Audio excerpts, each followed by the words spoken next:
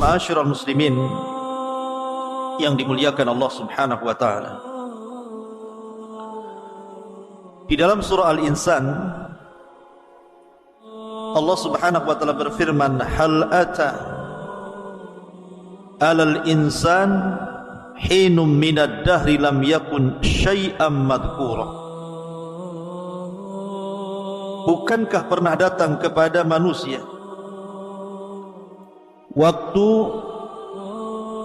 dari masa yang ketika itu belum merupakan sesuatu yang dapat disebut.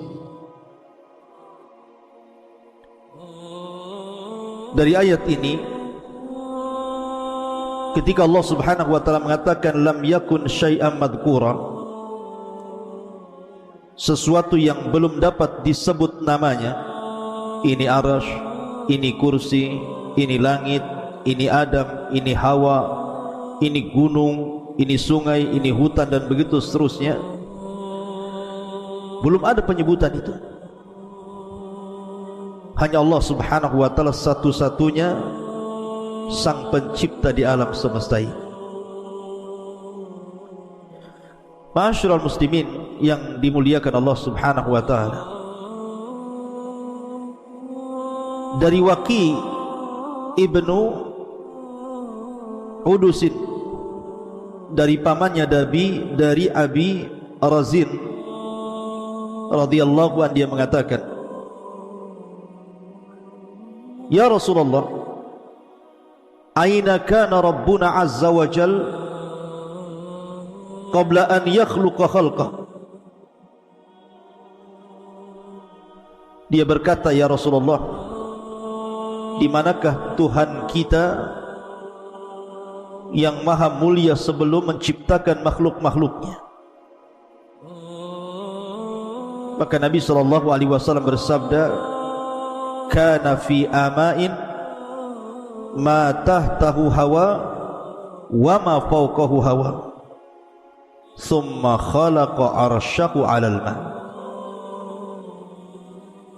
Maka Nabi SAW bersabda,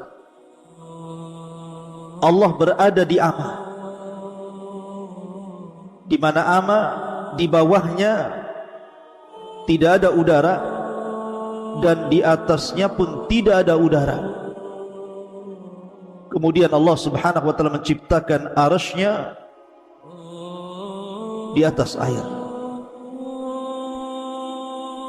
Ma'asyiral muslimin yang dimuliakan Allah Subhanahu wa taala, apa itu ama? Karena di sini Nabi SAW mengatakan bahwa Allah Subhanahu wa taala berada di ama.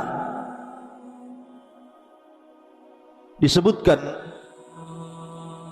oleh para ulama seperti yang dikatakan Al-Qadhi, maksudnya Qadhi Iyad, al-muradu bil ama ma la taqbaluhu al-awhamu wa la tudrikuhu al-uqul wal afham, abbara an adamil makani bima la yudrak wa la yutawahham, wa an adami ma yahwihi wa yuhitu bihil hawa fa innahu yutlaqu wa yuradu bihil khala alladhi huwa ibaratun an adamil jismi liyakuna aqraba ila fahmis sami. Ma'asyiral muslimin yang dimuliakan Allah Azza wa Jalla, beliau mengatakan yang dimaksud dengan ama adalah sesuatu yang tidak bisa diterima oleh imajinasi dan tidak bisa digapai oleh akal dan pemahaman. Nabi menunjukkan ketiadaan tempat dengan sesuatu yang tidak bisa dimengerti dan dihayalkan, dan juga menunjukkan ketiadaan sesuatu yang memuatnya atau udara yang melingkupinya. Tentu istilah ini secara mutlak dimaksudkan pada sesuatu kekosongan murni atau disebut dengan khala, yang merupakan istilah bagi ketiadaan materi agar lebih mudah dimengerti oleh para pendengar.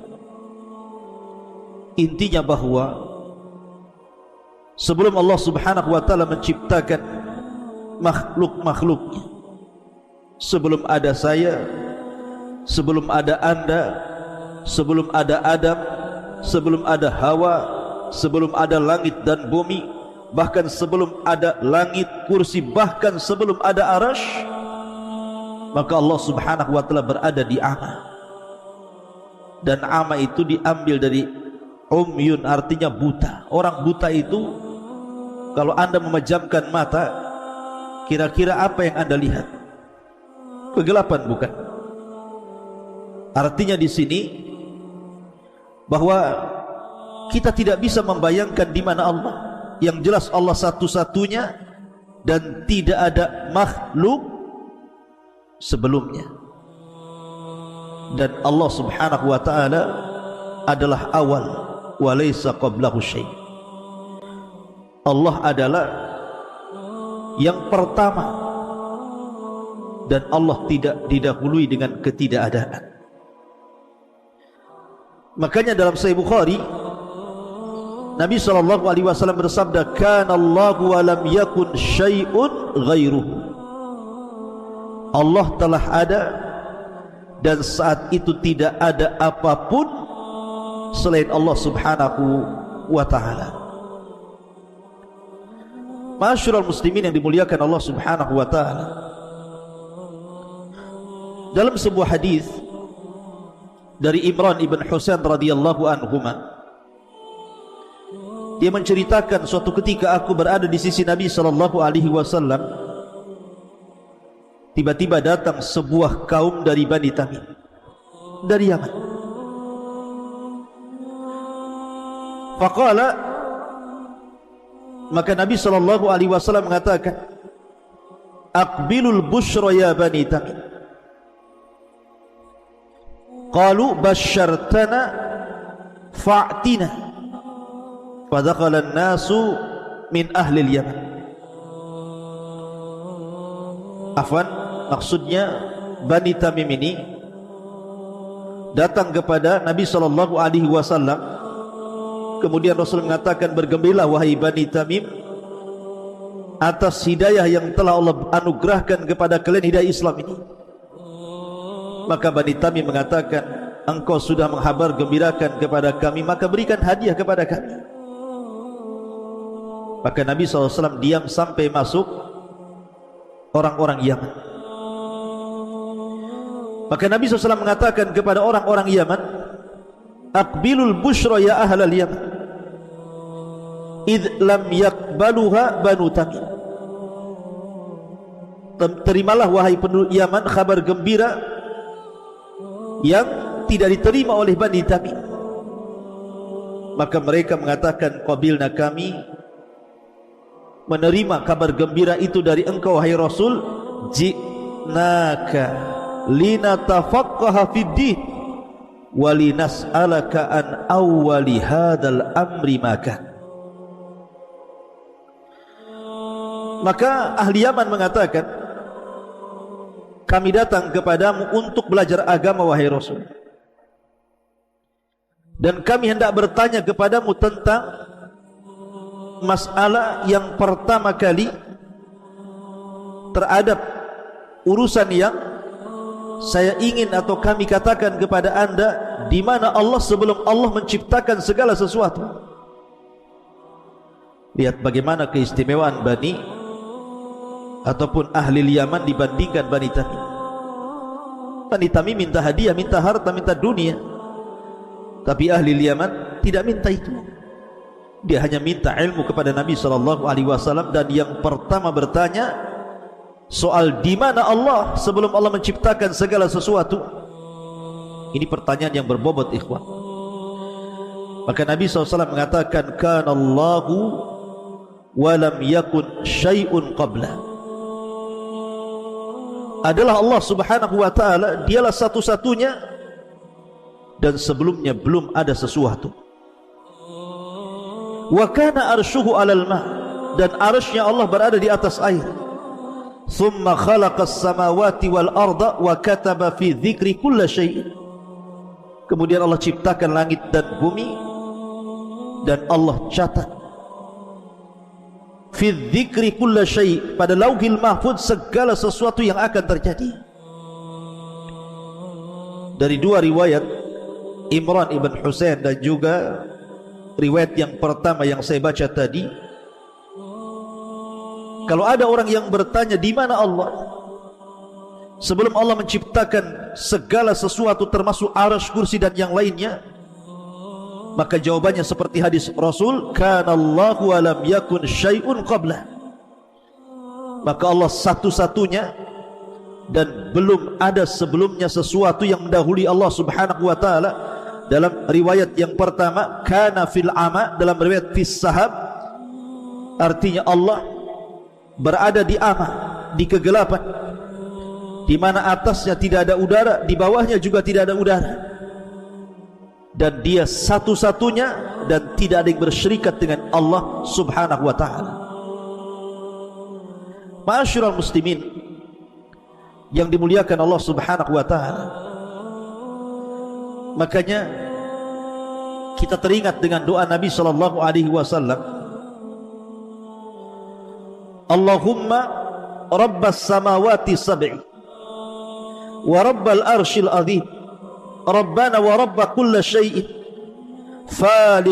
faliqal habbi wan nawa, munzilat taurati wal injili wal furqan, a'udzu bika min syarri kulli syai'in anta akhidun binasiyatihi, Allahumma antal awwal falaysa qablaka syai'un, wa antal akhir falaysa ba'daka syai'un, wa antal zahir falaysa fawqaka syai'un, wa antal batin falaysa dunaka syai'un, iqdi 'anna ad-din wa aghnina minal faqri, iqdi 'anna ad-daina wa aghnina minal faqri. Ya Allah, Rabbnya langit yang tujuh dan Rabb arsy yang agung, Rabb kami dan Rabb segala sesuatu yang membelah biji-bijian dan biji kurma, Rabb yang telah menurunkan Taurat, Injil dan Quran. Aku berlindung kepadamu dari kejahatan segala sesuatu.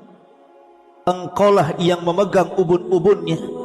Ya Rabb, Engkaulah yang awal, maka tidak ada sesuatu pun sebelummu.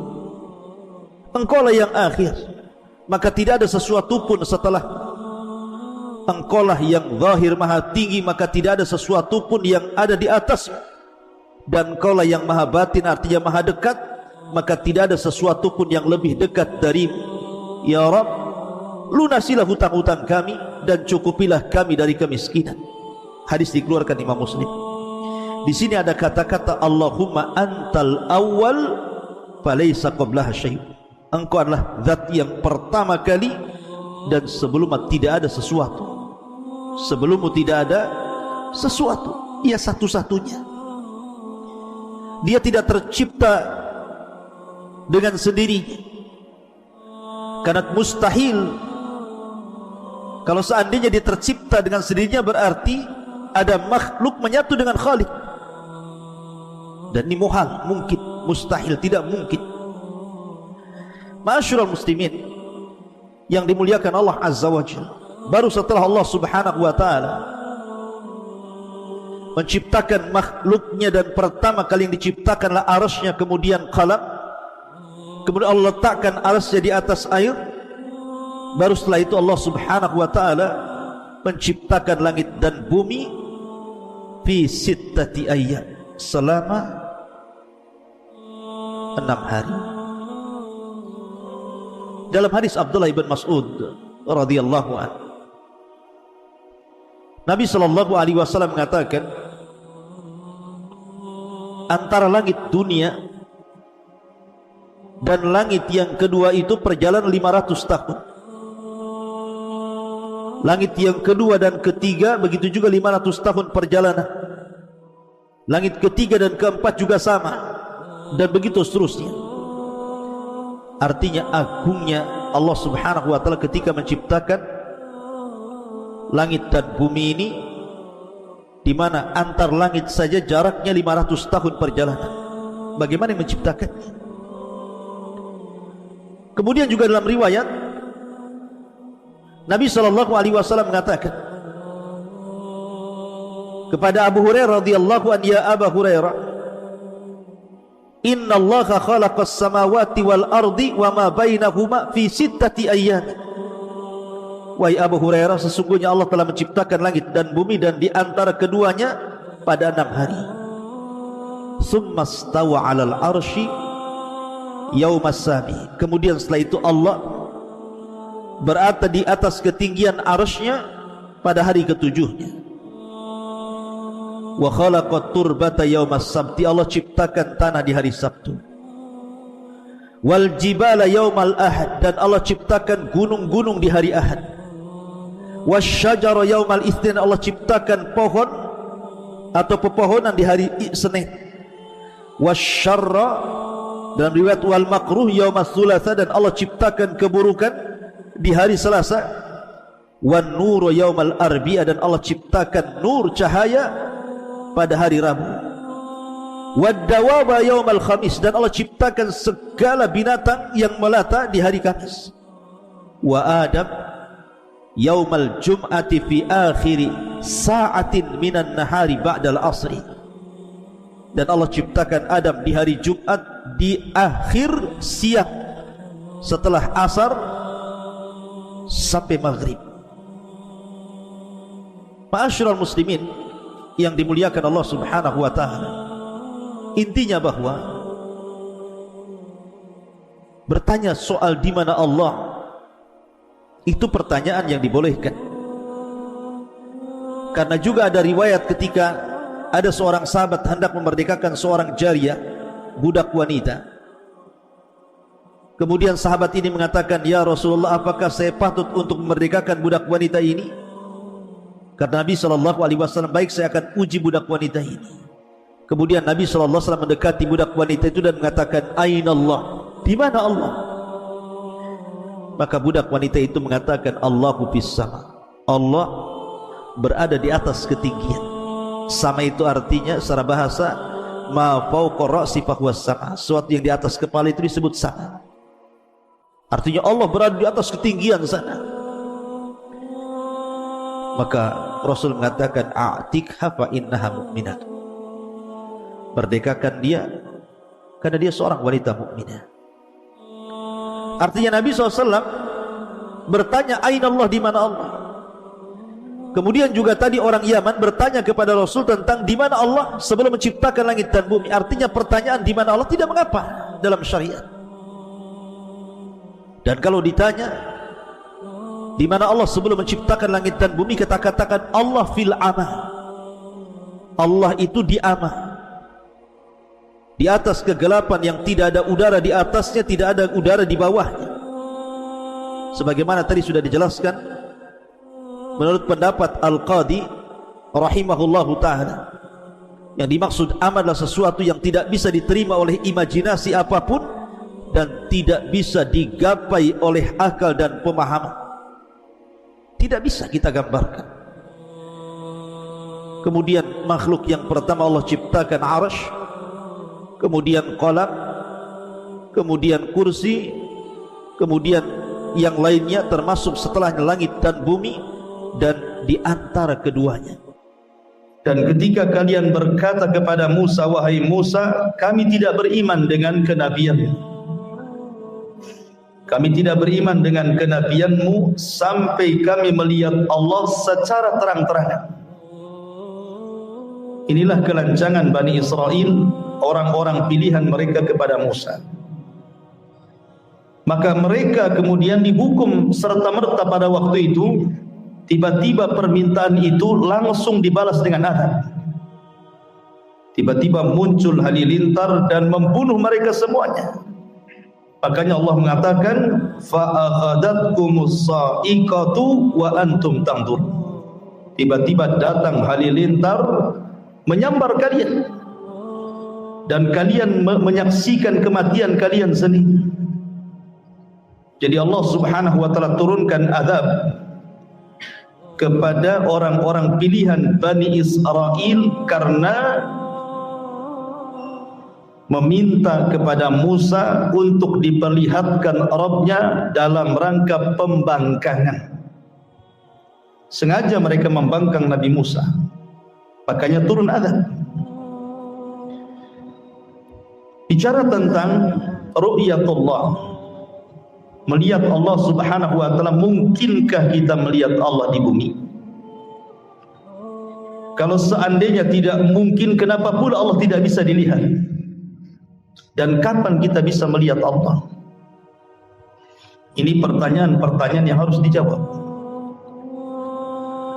Yang pertama, mungkinkah Allah Subhanahu wa ta'ala terlihat di bumi? Kita katakan mustahil dan tidak mungkin. Bukan Allah Subhanahu wa ta'ala tidak bisa dilihat, tapi pandangan kita yang tidak sanggup melihatnya. Jangankan Allah Subhanahu wa ta'ala yang kita lihat, makhluk Allah Subhanahu wa ta'ala berupa matahari saja. Anda lihat matahari, coba antum pelototi matahari itu 5 menit saja. Apa enggak merah itu? Langsung diinstal tuh mata antum. Matahari saja kita tidak sanggup bermenit-menit melihat. Itu baru makhluk Allah. Kalau matahari saja yang merupakan makhluk Allah Subhanahu wa ta'ala tidak bisa Anda lihat, bagaimana Allah Subhanahu wa ta'ala? Matahari itu bukan tidak bisa dilihat, tapi kita tidak sanggup melihatnya. Kita hanya sanggup beberapa menit saja, habis itu silau. Itu terjadi kepada makhluk, maka kepada Allah mimbabil aula, tentu lebih utama dibandingkan kepada makhluknya sendiri. Dan sesuatu yang tidak bisa terlihat bukan berarti bendanya tidak ada. Angin saja, di sini ada kipas berapa ini? Kita bisa merasakan angin kipas ini ke badan kita. Tapi antum bisa melihat bentuk angin yang menerpa badan antum kan tidak bisa. Seperti apa bentuk angin itu? Itu pada makhluk itu.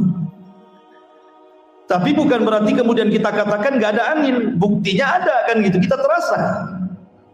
Jadi bukan sesuatu yang tidak bisa kita lihat itu berarti bendanya tidak ada. Bendanya ada, cuman tidak bisa terlihat. Itu kepada makhluk. Orang kesetrum mati, orang tidak bisa melihat setrum kayak apa gitu. Jadi intinya bahwa tidak sesuatu yang tidak bisa dilihat itu bukan berarti tidak ada bendanya. Ada bendanya tapi tidak sanggup kita melihatnya. Bahkan sekalipun seandainya kita datangkan alat canggih teknologi sekarang yang bisa melihat bakteri-bakteri itu saja terkadang tidak bisa melihat angin dengan alat yang canggih itu. Padahal itu makhluk Allah Azza wa Jalla. Bagaimana zat yang menciptakannya? Maka tentu tidak bisa dilihat lagi. Dan zat Allah itu ada dan kita bisa rasakan keberadaannya dengan melihat ayat-ayat kauniyah dan ayat-ayat syar'iyah. Ma'asyiral muslimin yang dimuliakan Allah Azza wa Jalla, ditambah-tambah ada riwayat dalam Sahih Muslim, Nabi SAW pernah berkhutbah dan menyebutkan 4 perkara, semua tentang zat Allah. Salah satunya Nabi SAW menyebutnya, Innallaha la yanam wala yanbaghi an yanam. Allah itu tidak tidur dan tidak layak bagi Allah itu tidur. Sebab kalau Allah Subhanahu wa ta'ala tidur, hancur alam semesta ini. Karena bagaimanapun setiap hari Allah itu punya kesibukan. Yang ini diberikan rizki, yang ini dimiskinkan, yang ini dikayakan, yang ini dilaparkan, yang ini dikenyangkan, begitu seterusnya. Setiap hari itu ada kesibukan. Makanya ketika Musa alaihi salatu wassalam bertanya kepada Allah Subhanahu wa ta'ala, apakah Allah Subhanahu wa ta'ala tidur? Maka Allah Subhanahu wa ta'ala mengatakan kepada Musa, berdirilah wahai Musa, kemudian peganglah 2 mangkuk di tangan kanan dan kirimu, isi air mangkuk itu. Akhirnya Musa pun mengambil 2 mangkok, kemudian dipegang seperti ini. Maka Allah katakan, tahan mangkuk itu. Lama-lama Musa ngantuk, ya, karena kelamaan berdiri pegang mangkuk itu, ngantuklah Nabi Musa ini. Akhirnya ngantuk, kena siut sedikit, tumpahlah mangkuk itu, kemudian jatuh, kemudian pecah.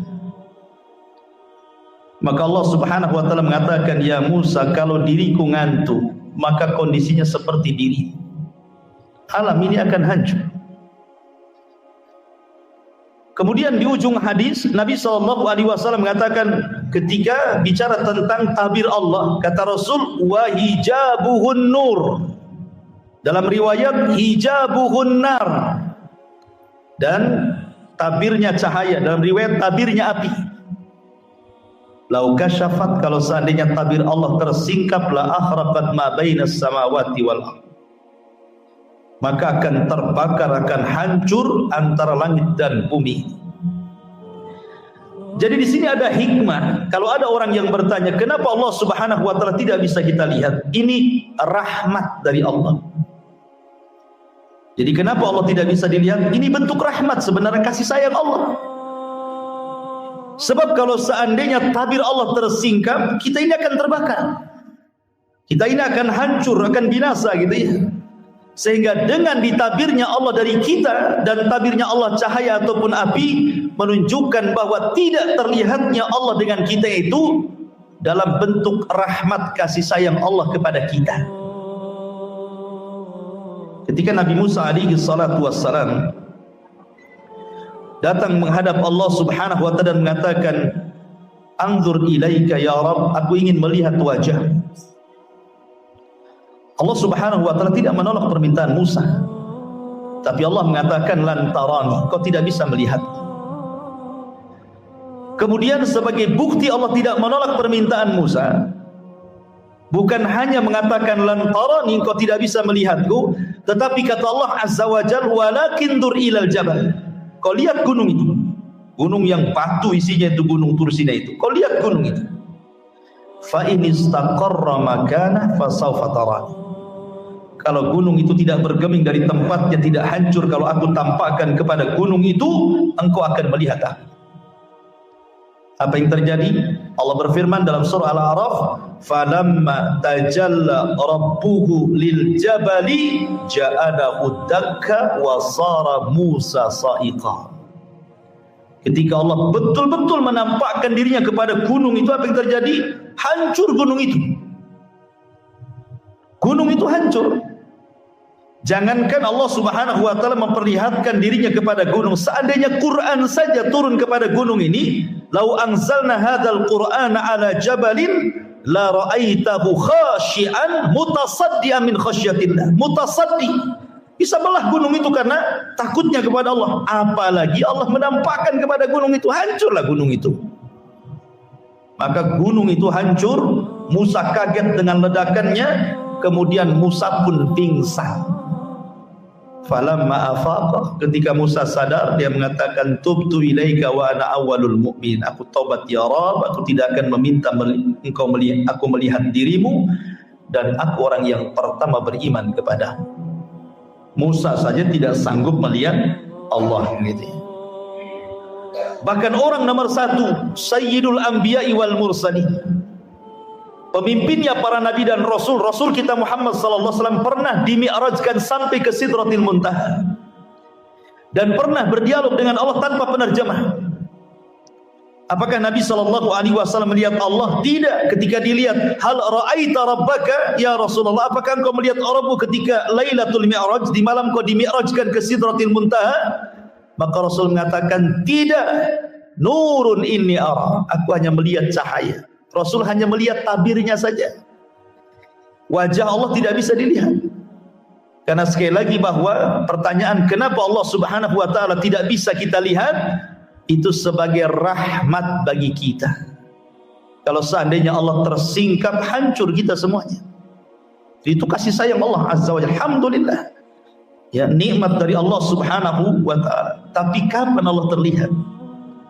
Menurut akidah Ahlussunnah wal Jamaah, bahwa Allah Subhanahu wa taala terlihat itu nanti di sorga.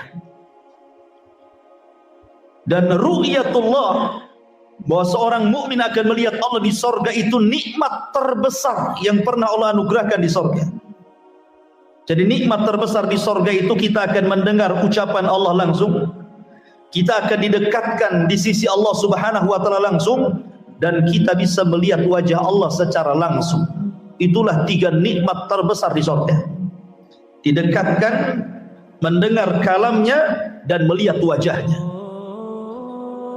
Sehingga Allah Subhanahu wa taala disabdakan oleh Nabi sallallahu alaihi wasallam, innakum satarawna rabbakum kama tarawna lailata badri tamami la tudahuna syai'an. Kata Rasul, kalian kelak di surga akan melihat Rabb kalian seperti kalian melihat purnama, tidak berdesak-desakan sedikit pun. Bukan Allah seperti bulan, tidak. Di sini tasbihnya tasbih ru'ya. Sebagaimana kita melihat bulan tidak berdesak-desakan, nah begitu juga melihat Allah maksudnya. Bukan Allah seperti bulan, bukan begitu. Ya. Tapi di sini bagaimana Nabi SAW menyabdakan kepada kita, di antara ziyadatun nikmat, dan itu senikmat-nikmatnya kenikmatan surga adalah ru'yatullah, bahwa Allah Subhanahu wa taala dapat terlihat di surga, tapi di dunia tidak. Anda tidak bisa melihat Allah. Makanya kalau ada orang yang mengaku melihat Allah, dustakan walaupun dalam mimpi. Dustakan. Allah tidak mungkin dilihat. La fi yaqadhah wa la fil manam. Baik ketika tersadar ataupun tertidur. Karena akidah ahli sunnah tidak mungkin Allah terlihat di dunia. Titik. Tidak ada koma lagi. Ya. Tidak terlihat di dunia. Karena itu bentuk rahmat Allah kepada kita. Kalau Nabi saja tidak bisa melihat, apalagi kita. Makanya kalau seandainya ada orang mengaku mampu melihat Allah, dustakan itu. Yang dilihat bukan Allah. Bisa saja syaitan, bisa saja jin gitu ya. Sebagaimana yang sering saya jelaskan, pernah terjadi di Batam ini orang yang mengaku mampu melihat Allah Subhanahu wa taala, dustakan, dia sedang menipu. Ya, dia sedang menipu karena akan bertentangan dengan nas Al-Quran dan hadis Nabi SAW. Kemudian Allah Subhanahu wa taala mengatakan, "Tsumma ba'atsnakum min ba'di mautikum la'allakum tashkurun." Ketika 12 Bani Israil sudah mati di sambar halilintar nih, maka Allah ingin tunjukkan kuasanya kepada mereka. "Tsumma ba'atsnakum." Kemudian kami bangkitkan kalian. Mimba di mautikum, setelah kematian kalian, la'allakum tashkurun, agar kalian bersyukur. Dan ini dalil bahwa Allah Subhanahu wa taala kuasa untuk membangkitkan manusia pada hari kebangkitan. Di dunia saja Allah bisa membangkitkan orang mati. Apalagi kelak pada hari tiupan sangkakala yang kedua, maka Allah lebih qadir, lebih sanggup lagi menghidupkan setelah kematian. Karena dahulu di zaman permulaan dakwah Rasul, orang-orang jahiliyah itu mengingkari adanya berbangkit. Mereka mengingkari, enggak mungkin lagi kita dibangkitkan. Innama wa ma nuhli wa ma yuhlikuna illa dahr. Yang menghancurkan kami ini waktu. Tidak mungkin orang itu akan dibangkitkan lagi. Yang disebut dengan kelompok Dahriyah itu, yang sekarang disebut dengan ateis gitu kan. Mereka mengingkari adanya kebangkitan. Di sini Allah Subhanahu wa taala mengatakan, "Tsumma ba'atsnakum," kemudian kami bangkitkan kalian. Maksudnya di dunia, bukan di akhirat. Dan kisah Allah membangkitkan dari kematian di dunia ini dalam surah Al-Baqarah saja banyak. Salah satunya di sini kan, Allah menghidupkan 12 orang pilihan Bani Israel ketika meminta untuk diperlihatkan Allah disambar petir kemudian mati dan dihidupkan kembali. Ini kisah yang pertama. Kemudian kisah yang kedua, kisah Al-Baqarah sendiri. Kisah Al-Baqarah, kisah sapi betina. Ketika ada orang kaya mati, kemudian Bani Israel datang kepada Musa supaya diberitahu siapa pembunuhnya. Maka Musa mengatakan, sembelilah seekor sapi betina. Tapi karena mereka banyak cincong, banyak ngomong, banyak tanya, dipersulitlah mereka untuk mencari sapi betina. Tapi di ujung cerita mereka bisa membeli sapi itu walaupun dengan susah payah. Kemudian Musa memukulkan sebagian dari badan sapi itu, hidup lagi orang kaya ini. Kemudian Musa bertanya, man qatiluk, siapa pembunuh? Kemudian orang ini lirik, tuh yang bunuh saya. Habis itu mati lagi. Ya, jadi ini kisah yang kedua. Kisah yang ketiga, kisah Nabi Uzair.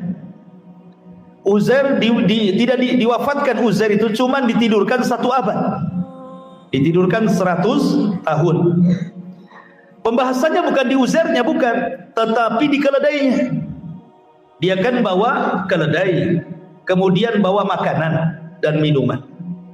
Makanan dan minumannya tidak berubah sama sekali. Padahal sudah 100 tahun tuh.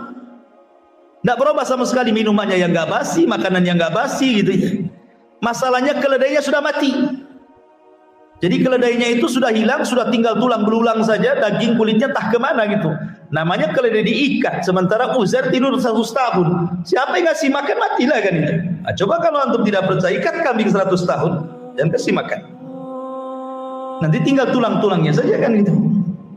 Ketika Uzair melihat keledainya tinggal tulang belulang, tiba-tiba Allah Subhanahu wa taala menghidupkan keledai itu di hadapan Uzair. Tiba-tiba tulangnya terangkai, jadilah tulang keledai. Kemudian datang dagingnya entah dari mana, datang kulitnya, jadilah keledai Uzair, dimasukkan ruh, tiba-tiba berteriak seolah kiamat bangkit. Kenapa? Wa'lam annallaha ala kulli syai'in qadir. Supaya Uzair tahu Allah itu segala sesuatu maha mampu. Kenapa? Karena Uzair ketika melihat kota roboh itu, Uzair seolah-olah ragu-ragu. Kaifa yuhyi hadhillahu ba'da mautiha? Bagaimana mungkin Allah menghidupkan kota setelah hancur ini? Ya kan? Maka Allah Subhanahu wa taala berikan permisalan, keledai saja yang sudah mati bisa dihidupkan, apalagi kota gitu maksudnya. Maka ini kisah yang ketiga. Kemudian kisah yang keempat, kisah ketika Bani Israel terkena taun. Di mana Allah Subhanahu wa taala berfirman, alam tara ilal ladzina kharaju min diyarihim wa hum ulufun hadarul maut wa qila lahum mutu tsumma ahyahum. Tidakkah kau lihat Bani Israel itu yang mereka lari dari negerinya karena menghindar kematian? Karena negeri itu turun wabah taun, 70.000 Bani Israel mati di negeri itu terkena wabah taun. Akhirnya kemudian mereka pun lari, tidak mau terkena taun, yang selamatnya tidak mau tinggal di situ, lari ribuan orang. Makanya Allah mengatakan uluf, bukan alaf, uluf, ribuan jumlahnya, banyak sekali menghindari penyakit taun. Maka mereka pun ke lembah. Rupanya sampai di lembah, malaikat maut sudah nunggu. Kemudian malaikat maut mencabut nyawa mereka semua. Tidak mati karena taun, mati pula oleh malaikat maut. Mereka kan maunya menghindar dari kematian taun. Keluarlah dia ke daerah yang mereka inginkan di lembah. Rupanya malaikat maut sudah banyak berdiri di situ. Dari sini ada kaidah para ulama, al-hadaru la yamna'ul qadara. Menghindar dari kematian itu tidak mencegah takdir kematian. Anda tidak mati karena corona, bisa aja mati ditabrak sepeda ontel kan, ya kan? Namanya takdir itu siapa yang tahu? Lah ketika orang ini sudah mati semuanya, yang ingin menyelamatkan dari tahun ini, datang seorang nabi namanya Hazkiyah, dari nabi-nabi Bani Israel, Nabi Hazkiyah. Maka Nabi Hazkiyah berdoa kepada Allah Subhanahu wa taala untuk dihidupkan orang-orang ini. Akhirnya Allah Subhanahu wa taala mengabulkan doa Hazkiyah, dihidupkan semuanya. Dan mereka pun beriman kepada nabinya belakangan. Ya kan? Dan ini kisah yang keempat, Allah menghidupkan setelah kematian. Kisah yang kelima masih dalam Al-Baqarah. Kisah Nabi Ibrahim alaihi salatu wassalam. Ketika dia bertanya kepada Allah, kaifa tuhyil mauta, bagaimana engkau menghidupkan dari kematian ya Rabb? Maka Allah mengatakan, ya Ibrahim, ambil 5 unggas jenis burung-burungan, entah ayam, entah apa yang bisa terbang lah, burung apa gitu kan. 5 unggas, kau potong-potong. Kau potong kecil-kecil. Dari paha, dari sayap, dari kaki, dari semua kau potong-potong semuanya. Potong-potongannya itu kau letakkan di semua gunung-gunung sana. Kau pegang kepalanya satu-satu. Jadi Ibrahim hanya megang kepalanya saja. Badannya sudah dipotong-potong, sudah disebar di mana-mana bukit, di mana-mana gunung tuh. Maka Allah mengatakan, "Summad uhunna ya'tinaka sa'ya." Kau panggil tuh badan-badannya tuh. Maka Ibrahim memanggil badan-badannya itu. Tiba-tiba melesat badannya dari semua bukit dan gunung, dan tidak ada yang salah dengan kepalanya. Yang ayam ya tidak gabung dengan merpati, ya, ayam dengan ayam juga gitu ya. Jadi persis nyambung dengan binatang yang dipotongnya. Lah dari 5 kasus ini, termasuk di sini, summa ba'atsnakum min ba'di mautikum la'allakum tashkurun, bahwa kalau Allah sanggup menghidupkan dari kematian di dunia, maka Allah sanggup akan menghidupkan manusia di akhirat. Maka jangan pernah mengingkari hari kebangkitan. Allah sanggup menghidupkan di dunia. Bagaimana pula Allah Subhanahu wa taala tidak sanggup menghidupkan di akhirat? Karena Allah Subhanahu wa taala itu ala kulli syai'in qadir. Atas segala sesuatu maha mampu. Kemudian Allah Subhanahu wa taala mengatakan, "Wa dhallalna 'alaikumul ghamama wa anzalna 'alaikumul manna wassalwa."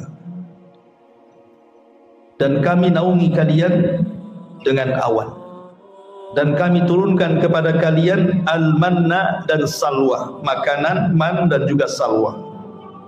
Kulu min thayyibati ma razaqnakum, makanlah apa yang kami rizkikan kepada kalian. Wa ma zalamuna, dan mereka tidak mendolimi kami, walakin kanu anfusahum yadlimun, mereka lah yang mendolimi diri-diri mereka sendiri. Jadi begini kisahnya, ini kisah lain. Jadi Bani Israel ketika mereka sudah sampai di perbatasan kota Ariha. Ariha itu kota tertua di dunia. Setelah Ariha itu Baitul Maqdis. Jadi pasukan Nabi Musa itu tidak bisa masuk ke Baitul Maqdis kecuali harus melewati satu kota yang disebut dengan Ariha. Sementara orang-orang di Ariha itu sudah dikuasai orang-orang Arab dari keturunan kaum Ad. Sudah ada orang-orang Amalika di sini. Jadi keturunan kaum Ad sudah menguasai Ariha. Sementara Nabi Musa tidak bisa ke Baitul Maqdis kecuali harus menyerang Ariha. Kalau tidak diserang Ariha, maka mereka tidak akan berhasil masuk Baitul Maqdis. Maka Nabi Musa alaihi salatu wassalam kemudian mengutus orang-orang pilihan yang 12 tadi itu, yang minta diperlihatkan Allah, kemudian disambar petir itu dan mati dihidupkan lagi. Maka Musa mengutus 12 orang ini. Kemudian disuruh mengintai seperti apa kekuatan orang-orang Amalikoh ini. Orang-orang Arab, orang-orang keturunan kaum Ad yang menguasai Ariha itu. Kaget bukan kepalang, rupanya orangnya besar-besar. Raksasa-raksasa, orang itu badannya gede-gede gitu. Sementara Bani Israel kecil-kecil. Ya. Jadi akhirnya kemudian 12 orang ini melaporkan kepada Musa, kayaknya kita tidak bisa menang. Mereka kaum yang banyak, besar-besar, raksasa badannya, kita ini kecil-kecil mau lawan mereka katanya. Gimana kita akan menang? Kata Musa, kalian jangan menyebarkan berita ini kepada pasukan Bani Israel, nanti mereka ketakutan. Simpan rahasia ini. Rupanya dari 10 orang itu, dari 12 orang ini, 10 orang malah bercerita ke sana kemari. Akhirnya ketakutanlah pasukan ini. Yang 2 orang ini yang tidak bercerita, salah satunya adalah Yusha ibn Nun, dan satunya saya lupa namanya. Tidak bercerita, ini yang memegang amanah Nabi Musa alaihi salatu wassalam. Makanya nanti Yusha ibn Nun akan menjadi penerus kenabian Nabi Musa. Karena dia orang yang dipercaya Musa dan pemegang amanah. Tapi yang 10 orang pilihan ini cerita ke orang-orang. Kita akan menghadapi kaum yang kuat, yang raksasa, yang ini. Takutlah akhirnya pasukan Bani Israel. Ketika Musa alaihi salatu wasallam betul-betul ingin menggerakkan pasukan Bani Israel, berkumpulah mereka di hadapan Musa dan mengatakan, ya Musa, kami sudah tahu kekuatan mereka, kami tidak akan menang. Kalau engkau ingin perang wahai Musa, idhhab anta wa rabbuka faqatila innaha huna qaidun. Kau berangkat sendiri, ajak Tuhanmu perang berdua, kami duduk di sini, kami akan nonton siapa yang kalah, siapa yang menang, katanya. Kami tidak sanggup. Kalau mau perang, perang sendiri, katanya. Dari sebab itulah maka Allah Subhanahu wa taala turunkan azab kepada mereka berupa mereka diletakkan di bumi itu, mereka tidak bisa keluar. Karena mereka tidak mau diajak jihad, tidak mau membebaskan Baitul Maqdis, tidak mau melawan orang-orang Amalika yang menguasai Ariha. Akhirnya Allah Subhanahu wa taala azab mereka dengan cara apa? Arba'ina sanatan yatihuna fil ardi. 40 tahun mereka linglung di situ, tidak bisa keluar. Sementara mereka tinggal di padang pasir. Tidak ada bukit, tidak ada gunung, tidak ada pohon, tidak ada lembah, tidak ada air, tidak ada apa-apa. Padang pasir, kering kelontang, lautan padang pasir. Apa yang mau dimakan? Apa yang mau diminum? Tidak ada naungan di atas kepala. Sementara mereka tidak bisa keluar. Makanya kalau antum pernah hidup di Timur Tengah itu, kemudian lihat padang pasir seolah-olah lautan tidak bertepi. Bingung orang kalau udah nyasar di padang pasir itu, mau kemana? Ya. Jadi mereka linglung, nggak bisa kemana-mana karena padang pasir semuanya. Makanya disebut ardunti dalam bahasa kita, negeri linglung. Mereka nggak bisa keluar dari situ. Lah ketika mereka tidak bisa keluar dari situ dan itu akibat mereka tidak mau diajak jihad, mulailah mereka meminta kepada Musa alaihi salatu wassalam makanan. Musa, kita di padang pasir, apalah yang kita akan makan? Mintalah kepada Rabbmu makanan untuk kami. Maka Musa alaihi salatu wassalam memintakan kepada Allah, turunlah manna dan salwa. Itulah makanan mereka di padang pasir. Ada yang mengatakan manna itu umum. Bahasa Arabnya manna itu diambil dari manna yamunnu. Artinya karunia. Artinya apapun yang dihajatkan oleh Bani Israel disediakan. Oh, enak kan? Antum minta roti tidak ada, martabak ada, roti canai ada, apapun yang kita mau ada. Itu namanya manna yamunnu gitu, kalau diartikan secara bahasa. Tapi ada juga yang mengatakan manna di sini artinya semacam burung. Jadi burung itu ya semacam unggas lah, ayam, mentok, pokoknya unggas-unggasan burung-burung terbang. Tinggal tunjuk saja, jatuh tinggal makan. Ya. Kemudian salwa itu berupa buah-buahan yang ada minumannya, kalau diminum rasanya seperti madu. Itulah manna dan salwa. Jadi luar biasa, Allah berikan anugerah kepada mereka makanan langsung turun dari langit, manna dan salwa. Tapi mereka ingin minuman. Maka Musa alaihi salatu wassalam memukulkan tongkatnya di batu, keluarlah 12 mata air. Itulah minuman mereka di negeri itu. Kemudian mereka mengatakan, Musa, panas, nggak ada payung, nggak ada pohon, panas. Maka mereka mengatakan, ya Musa, lindungilah kepala-kepala kami dari matahari. Dari sini Allah katakan, wa dhallalna alaikumul ghamam. Kami berikan kepada kalian naungan awan. Oh, enak kurang apa kan? Mereka sudah tidak lagi terkena sinar matahari, sudah ada awan yang menaungi kepala mereka. Sudah ada makanan manna dan salwa, sudah ada minuman mata air. Kurang apa? Itu nikmat dari Allah Subhanahu wa taala. Sehingga Allah mengatakan, kulu min thayyibati ma razaqnakum, tinggal makan kalian dari yang baik-baik yang kami rizkikan kepada kalian. Wa ma dhalamuna walakin kanu anfusahum yadhlimun. Mereka tidak mendolimi kami, tapi mereka mendolimi mereka sendiri. Kenapa? Karena mulai kurang ajar kepada Musa alaihi salatu wassalam. Apa kurang ajarnya? Wa idh qulna dkhulu hadhil qaryah. Ya. Dan ketika mereka masuk ke sebuah negeri, ini di antara bagaimana Bani Israel ini kisah lain lagi ya, kisah lain. Tetapi nanti kisah yang nyambung dengan kisah Al-Baqarah 57 ini adalah Al-Baqarah 61. Itu nyambung tuh ayatnya nanti kisahnya itu. Jadi antara ayat 57 ke 61, itu nyambung. Kita baca 61-nya baru kita naik ke atas. Wa id qultum ya Musa lan nasbiru ala ta'ami wahid. Wahai Musa, kami nampaknya bosan dimakan manna, makan salwa, makan daging burung, daging mentok, daging ayam. Bosan kan? Ya. Kami pengen lalap-lalapan. Minta lalapan orang ini. Ya. Dikasih daging-dagingan, dikasih buah-buahan yang lezat, salwa. Mereka mengatakan apa? Lan nasbira ala ta'ami wahid. Kami tidak sabar, ini aja yang kita makan. Padahal mereka itu makan lo tidak nyari.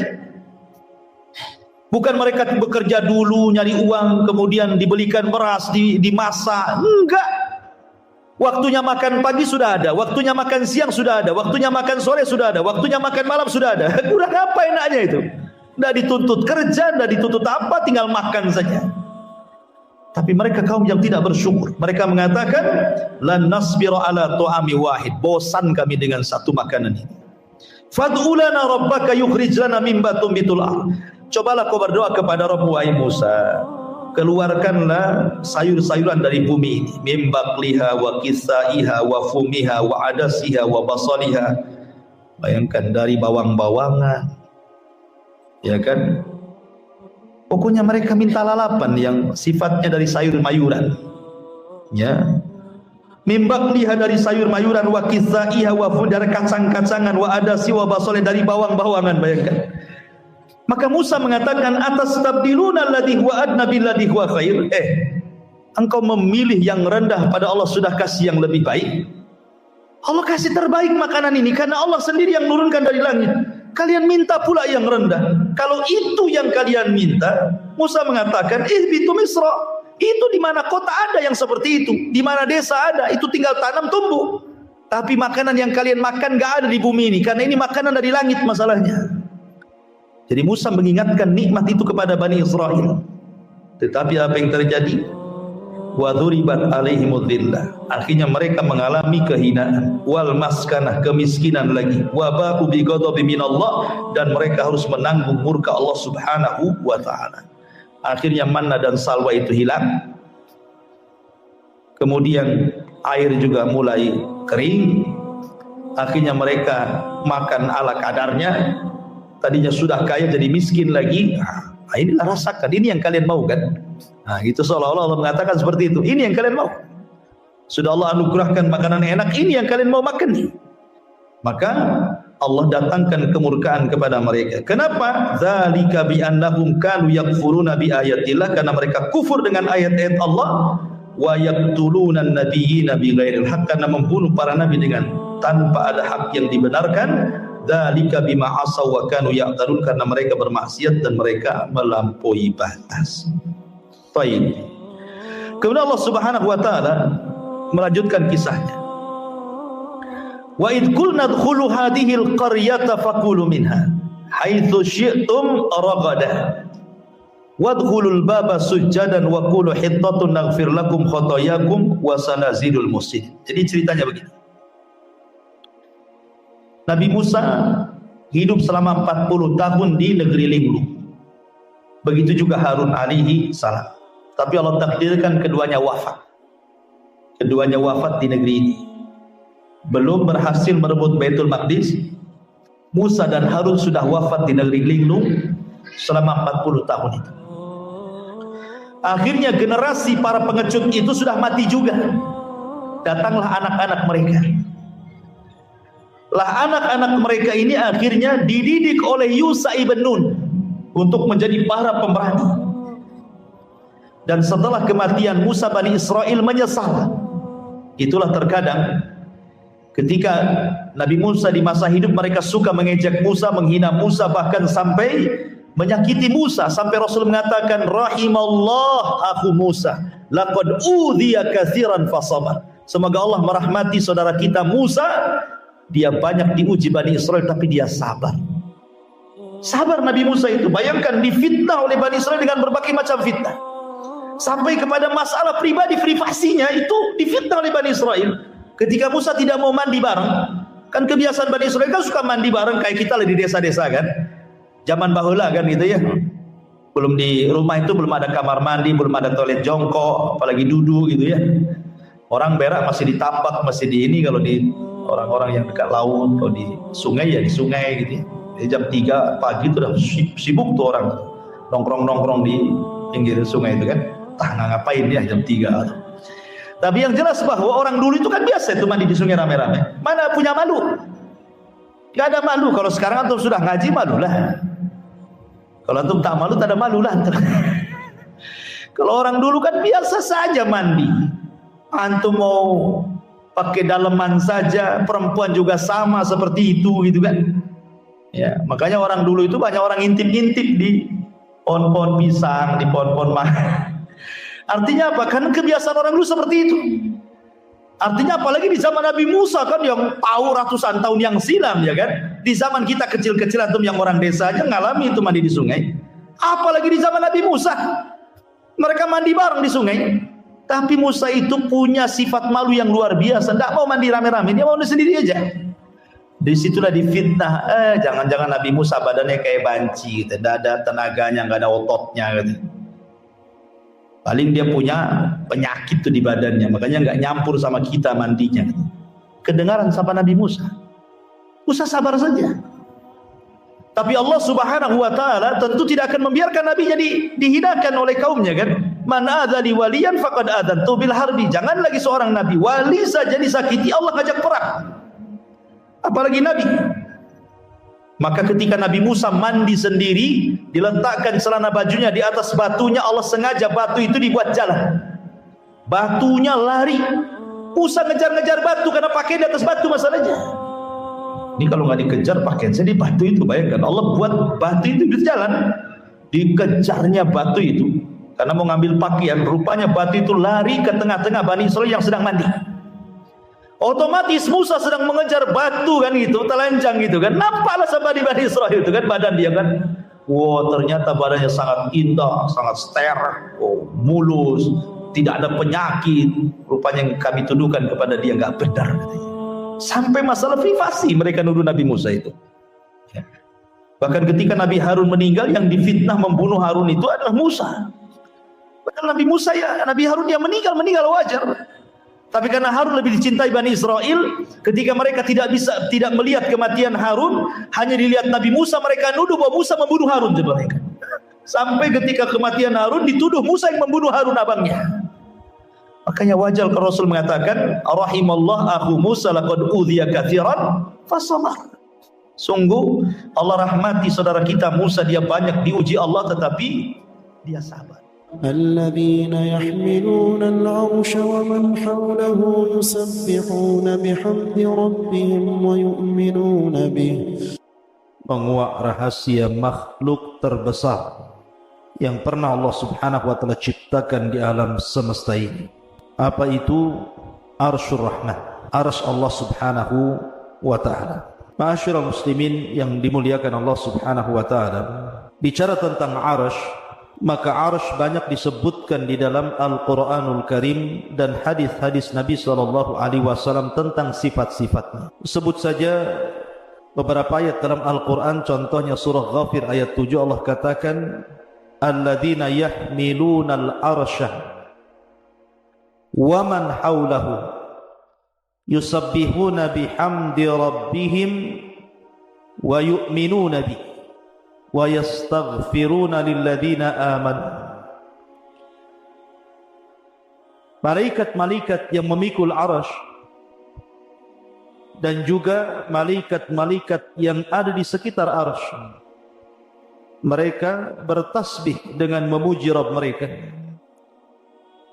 dan mereka beriman dengan Allah dan memintakan ampun akan dosa orang-orang yang beriman.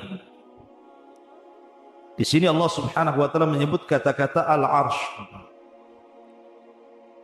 Kemudian juga ayat yang lain dalam surah Al-Haqqah ayat 17, Allah katakan, wa yahmilu arsya rabbika fawqahum yawma idzin thamani. Dan malaikat yang memikul arsy Rabbmu pada hari itu jumlahnya 8. Ada yang mengatakan 8 malaikat yang memikul arasy. Ada yang mengatakan 8 saf dari kalangan malaikat yang jumlahnya tidak ada yang tahu kecuali Allah, saking banyaknya. Wa ma ya'lamu junuda rabbika illa hu, dan tidak ada tahu jumlah berapa tentara Allah dari kalangan malaikat kecuali Allah saja yang tahu. Ma'asyiral muslimin yang dimuliakan Allah Subhanahu wa taala. Kemudian juga hadis Nabi sallallahu alaihi wasallam. Nabi sallallahu alaihi wasallam bersabda ketika bicara tentang keistimewaan zikir kepada Allah Subhanahu wa taala, subhanallah wa bihamdihi adada khalqihi wa ridha nafsihi wa zinata arshih wa midada kalimatih. Jadi suatu ketika Nabi sallallahu alaihi wasallam pernah di masjid sampai waktu duha. Kemudian Nabi sallallahu alaihi wasallam terus-menerus seperti itu duduk di masjid sampai akhirnya datanglah sahabat Nabi sallallahu alaihi wasallam kemudian bertanya soal kenapa Nabi sallallahu alaihi wasallam duduk seperti itu dari subuh sampai waktu duha. Maka Nabi sallallahu alaihi wasallam menjelaskan tentang bahwa dia senantiasa membaca 4 kalimat ini. Salah satunya adalah waridha nafsihi wa zinata arshih, dan beratnya arsy Allah Subhanahu wa taala. Artinya bahwa kalimat arsy itu disebutkan di dalam Al-Qur'an dan juga disebutkan dalam hadis Nabi sallallahu alaihi wasallam. Adapun di antara sifat-sifatnya, maka Allah Subhanahu wa taala menyebutkan di antara sifat-sifat arsy itu yang pertama bahwa arsy Allah Subhanahu wa taala disifati dengan Al-Majid. Dzul arsy Al-Majid. Majid itu artinya yang maha luas lagi maha besar. Mutawassi al-azim. Jadi makhluk yang sangat luas sekali dan besar sekali. Makanya dalam ayat yang lain juga Allah Subhanahu wa taala mengatakan dzul arsyil azim. Pemilik arsy yang sangat agung, yang sangat besar. Ya wajar, karena arsy Allah Subhanahu wa taala adalah makhluk yang paling besar yang Allah ciptakan di alam semesta ini. Anda bisa bayangkan sebuah hadis Nabi sallallahu alaihi wasallam. Hadis ini dari Abdullah ibn Mas'ud radhiyallahu anhu. Dia mengatakan bainas sama'id dunya wallati taliha 500 amin. Jarak antara langit satu ke langit berikutnya itu sejauh 500 tahun perjalanan. Wa baina kulli sama'in was sama'i 500 amin. Dan jarak antara langit ke langit berikutnya juga 500 tahun perjalanan. Wa bainas sama'is sabi'ati wal kursi 500 amin. Bahkan jarak antara langit ke-7 ke kursi Allah itu juga 500 tahun perjalanan. Ma'asyiral muslimin yang dimuliakan Allah Subhanahu wa taala. Kemudian Rasul mengatakan, Abdullah bin Mas'ud mengatakan wa baina kursi wal ma 500 amin. Dan jarak dari kursi ke air yang ada di atas langit itu juga 500 tahun perjalanan. Wal arsyu fawqal ma. Dan arsy itu di bawah air. Dan arsy itu di atas air. Wallahu fawqal arsy, dan Allah di atas arsy. La yakhfa alaihi syai'un min a'malikum. Allah tidak mungkin tersembunyi sedikit pun dari amal-amal kalian. Coba perhatikan di sini. Jarak bumi ke langit itu, kata Abdullah bin Mas'ud radhiyallahu anhu, itu perjalanan 500 tahun. Tentu kalimat perjalanan 500 tahun ini sesuai dengan waktu, sesuai dengan apa yang kita rasakan hari ini. Coba Anda lihat bintang yang ada di langit itu. Apabila tidak sedang hujan ataupun awan tidak sedang hitam, tentu kita bisa lihat bintang itu. Sementara menurut ulama falak, satu bintang itu besarnya bisa ratusan kali bumi. Satu bintang itu besarnya bisa ratusan kali bumi. Sementara kita hanya melihat bintang itu kecil seperti kelereng. Artinya bahwa ketika Abdullah ibn Mas'ud radhiyallahu anhu mengatakan bahwa jarak antara bumi ke langit itu 500 tahun perjalanan, masuk di akal. Al-Imam Ibn Utsaimin rahimahullahu taala ketika memberikan catatan kepada riwayat Abdullah ibn Mas'ud radhiyallahu anhu ini, memang perkataan ini adalah mauquf. Artinya ini perkataan sahabat Rasul sallallahu alaihi wasallam Abdullah ibn Mas'ud radhiyallahu anhu. Akan tetapi ini kan perkara gaib. Mengukur jarak dari bumi ke langit pertama, dari langit pertama ke langit kedua, ketiga, keempat sampai ketujuh, dari langit ketujuh sampai ke kursi, dari kursi sampai ke air, dari air sampai ke arasy. Ini kan perkara gaib. Tidak ada yang tahu kecuali Allah Subhanahu wa taala. Dan Abdullah ibn Mas'ud radhiyallahu anhu tidak dikenal seperti Abdullah bin Abbas suka meriwayatkan dari Israiliyah. Abdullah bin Mas'ud itu tidak. Dia tidak dikenal suka mengambil dari riwayat Israiliyah, sehingga pertama ini perkara gaib, yang kedua Abdullah bin Mas'ud tidak terkenal mengambil dari kisah Israiliyah, maka Syekh Utsaimin menghukumi bahwa perkataan Ibnu Mas'ud itu ala hukmir raf'i. Artinya marfu sampai kepada Nabi sallallahu alaihi wasallam. Lihat bagaimana jaraknya langit pertama ke kedua 500 tahun perjalanan, kedua ke ketiga 500 tahun perjalanan, ketiga ke empat 500 tahun perjalanan, begitu juga sampai ke 7. Berarti arsy Allah Subhanahu wa taala itu tinggi sekali. Karena di atas air, bumi, 7 lapis langit, kursi, air, arsy. Dan tidak ada makhluk setelah Allah yang paling tinggi kecuali arsy Allah Subhanahu wa taala. Adapun besarnya, maka Nabi sallallahu alaihi wasallam dalam hadis Abu Dzar Al-Ghifari radhiyallahu anhu, dia pernah berkata, "Qultu ya Rasulullah." Aku katakan, "Ya Rasulullah, ayyuma anzala 'alaika a'zam?" Surat apa yang turun kepadamu yang paling mulia dalam Al-Qur'an ini? Maka Nabi SAW mengatakan ayatul kursi, ayat kursi. Kemudian summa qala, dia mengatakan, "Ya Abu Dzar, mas samawatu sab'u ma'al kursi illa kahalaqati mulqatin bi ardi falatin wa fadlul arsy 'alal kursi ka fadlil falati 'alal halaqati." Ya Abu Dzar, sesungguhnya 7 lapis langit ini bila dibandingkan dengan kursi Allah, maka seperti cincin dilempar ke padang pasir.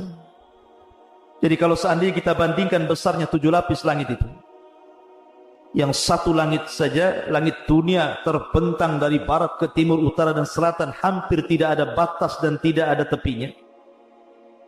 Lah besarnya langit pertama digabungkan dengan langit kedua, digabungkan dengan langit ketiga, keempat, kelima, keenam sampai ke-7, kemudian dibandingkan dengan besarnya kursi, maka Nabi SAW mengatakan 7 lapis langit itu ibarat cincin yang dilempar ke padang pasir, dan padang pasir itu kursinya Allah. Kemudian Nabi SAW mengatakan wa fadlul arsy 'alal kursi, adapun keutamaan arsy dibandingkan kursi, ka fadlil falati 'alal halaqah, seperti keutamaan al-falat di atas cincin halaqah tadi. Artinya bahwa Kalau seandainya kursi Allah subhanahu wa ta'ala digabungkan dengan 7 lapis langit, kemudian dibandingkan dengan arsy Allah subhanahu wa ta'ala, maka seperti cincin dilempar ke padang pasir, cincinnya itu kursinya dan 7 lapis langit, adapun padang pasir itu arsy Allah subhanahu wa ta'ala. Anda bisa bayangkan besarnya arsy Allah subhanahu wa ta'ala dan tingginya arsy Allah subhanahu wa ta'ala. Dan itu satu makhluk. Bagaimana dengan yang menciptakannya? Allahu Akbar. Allah lebih besar dibandingkan seluruh makhluknya. Ma'asyiral muslimin yang dimuliakan Allah subhanahu wa ta'ala, bahkan ketika Allah subhanahu wa ta'ala dan Rasulnya menceritakan tentang malaikat-malaikat yang memikul arsy, dan itu sudah saya sebutkan di awal, di mana Allah subhanahu wa ta'ala berfirman tentang masalah para malaikat pemikul arsy ini, wa yahmiluna arsya rabbika fawqahum yawma idzin thamani. Dan malaikat yang memikul arsy Rabbmu pada hari itu di atas, wa yahmiluna arsya rabbika, dan malaikat yang memikul arsy Rabbnya jumlahnya samani. Saya katakan di awal bahwa kalimat samaniyah, kalimat 8 ini, ada yang mengartikan maksud 8 di sini artinya 8 malaikat. Tapi ada juga yang mengatakan yang dimaksud 8 di sini adalah 8 saf. Jadi malaikat itu bersaf-saf ketika memikul arsy Allah subhanahu wa ta'ala, sehingga jumlahnya 8 saf. Dan satu saf itu tidak diketahui berapa jumlah malaikat yang memikul arsy Allah subhanahu wa ta'ala. Nabi SAW pernah bersabda dalam hadis Jabir bin Abdullah radhiyallahu anhu, "Adzina li an uhadditsa an malakin min malaikatin min hamalatil arsy." Telah diizinkan kepadaku oleh Allah subhanahu wa ta'ala agar aku menceritakan tentang satu malaikat dari sekian malaikat-malaikat Allah, dari malaikat-malaikat pemikul arsy.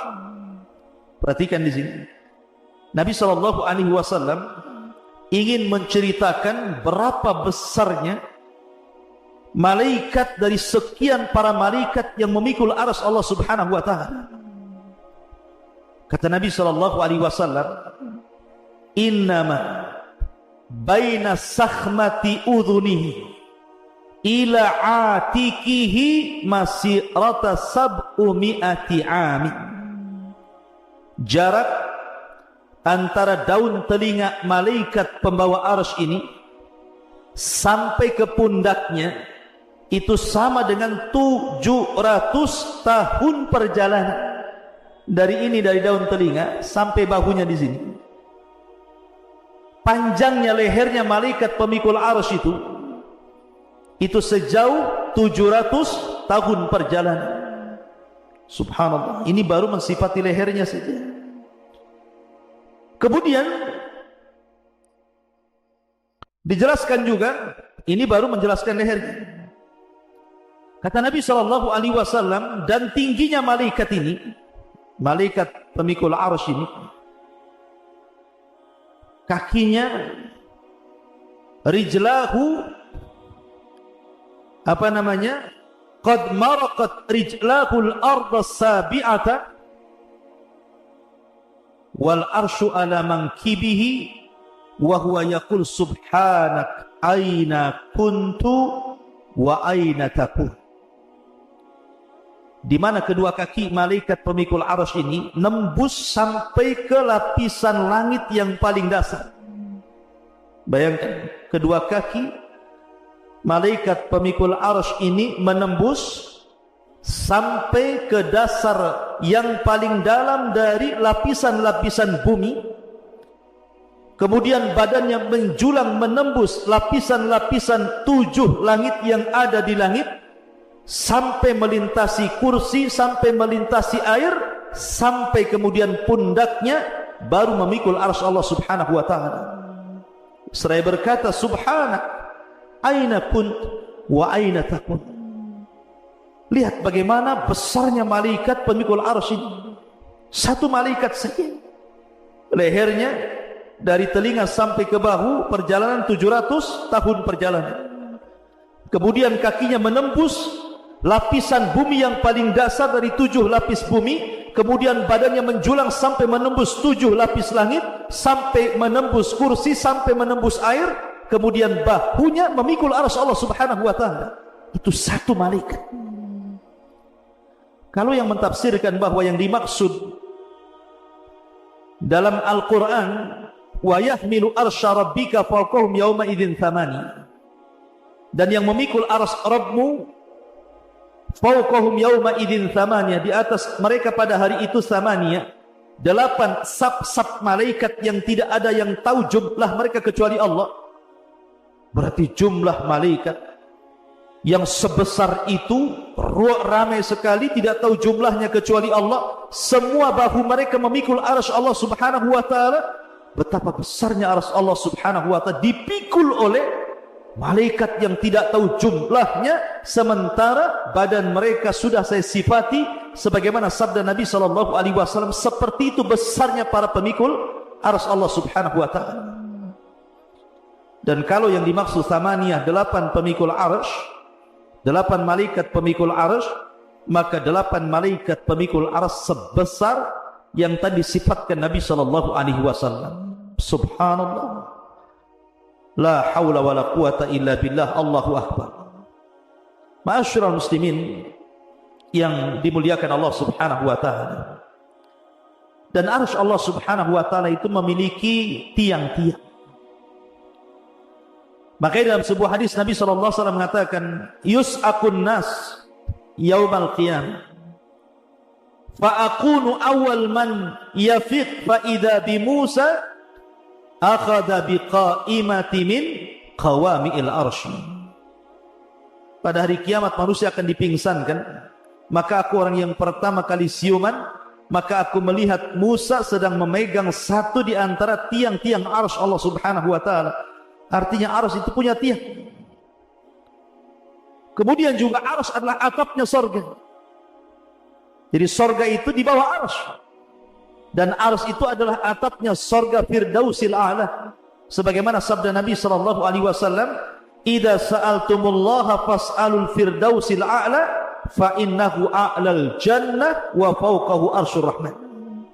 Apabila kalian hendak meminta sorga, mintalah sorga Firdaus, sorga yang paling tinggi. Karena atapnya sorga ini adalah arsy Allah Subhanahu wa ta'ala. Dan setiap hari matahari selalu datang menemui Allah Subhanahu wa ta'ala dan sujud di bawah arsy Allah Subhanahu wa ta'ala.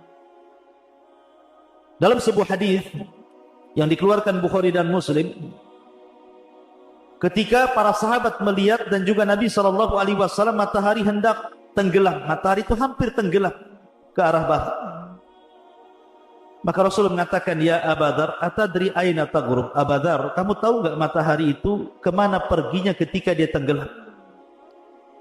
Maka Abu Dar mengatakan, "Allah wa Rasuluhu a'lam." Allah dan Rasul yang tahu. Maka Rasul mengatakan, "Mustaqarruha tahtal arsy." Dia kembali menghadap Allah di bawah arsy. Fa innaha tadhhabu hatta tasjuda tahtal arsy.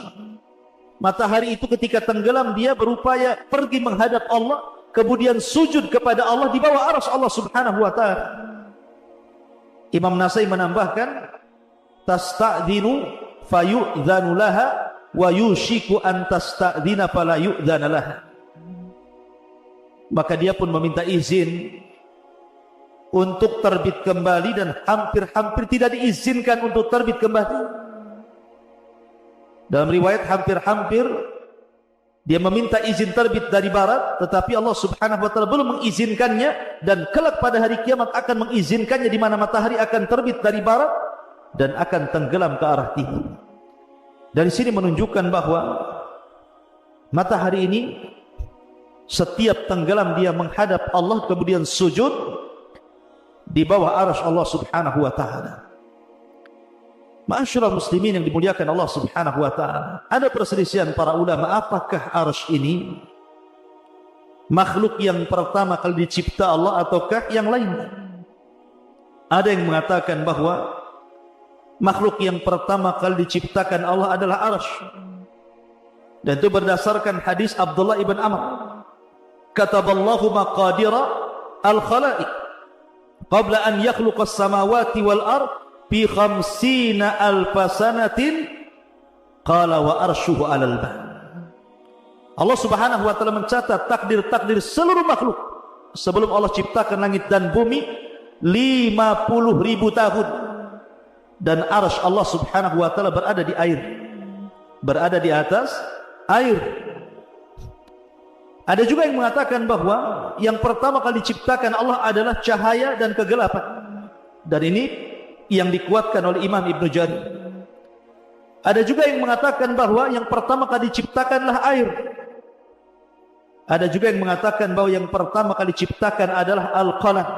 Tetapi pendapat mayoritas para ulama, sebagaimana dinyatakan Syekhul Islam Ibnu Taimiyah rahimahullahu taala, dan yang dikuatkan oleh Al-Imam Ibnu Hajar Al-Asqalani rahimahullahu taala, bahwa yang pertama kali diciptakan Allah adalah arsy sebelum yang lainnya.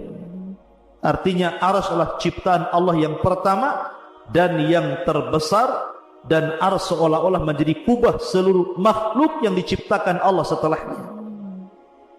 Ma'asyiral muslimin yang dimuliakan Allah Subhanahu wa taala, arsy sebesar ini rupanya bisa bergoncang.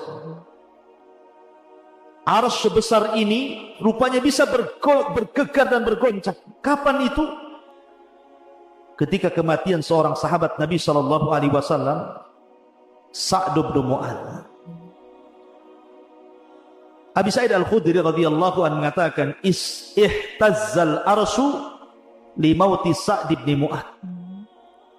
Sesungguhnya arsy Allah Subhanahu wa taala bisa bergoncang, bisa bergegar, bisa bergoyang karena kematian Sa'd bin Mu'adz.